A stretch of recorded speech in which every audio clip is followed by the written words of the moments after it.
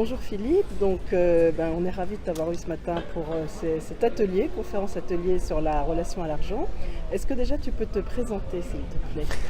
Eh bien écoute, je m'appelle Philippe Geffroy, je suis coach, thérapeute et superviseur gestaltiste. Et donc j'étais très heureux ce matin d'intervenir pour votre société des coachs et consultants gestaltistes dont j'ai fait partie il y a bien longtemps. Alors est-ce que tu peux nous parler de la raison pour laquelle tu as écrit ce livre sur la relation à l'argent?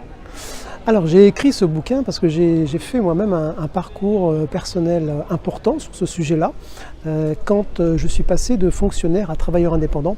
Donc je me suis rendu compte que j'avais un certain nombre de croyances et de visions du monde qui étaient très limitantes par rapport au fait de pouvoir prospérer en faisant mon métier de formateur et de coach.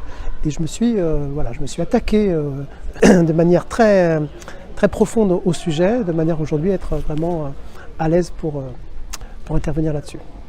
D'accord, donc tu interviens de quelle manière? Tu fais des séminaires, si j'ai bien compris, des stages? Alors, coaching individuel ou supervision, ça c'est un premier mode d'entrée. Après, il y a des ateliers que j'appelle contacter l'énergie de l'argent, qui peuvent se mettre en place quand il y a un nombre de personnes suffisantes.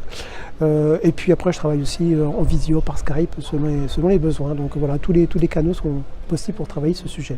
D'accord, parce que tu habites du côté de Bordeaux et dans le Lot-et-Garonne. Exactement, voilà. Mais je travaille aussi sur Paris, donc je suis multi-site. D'accord. Est-ce que tu peux préciser si tu fais de la supervision pour coach ou pour thérapeute? Pour coach. Et est-ce que ton regard gestaltiste change la façon d'aborder la relation à l'argent par rapport à d'autres personnes?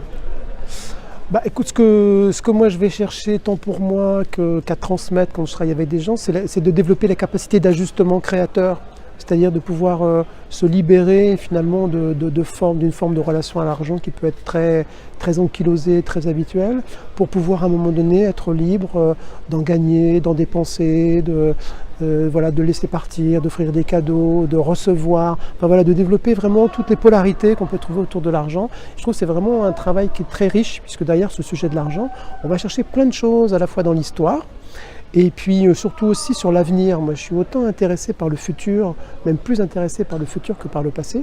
Et je trouve que le travail sur l'argent permet justement d'anticiper puis d'ancrer des projections sur le futur qui connectent à des formes d'abondance et d'énergie.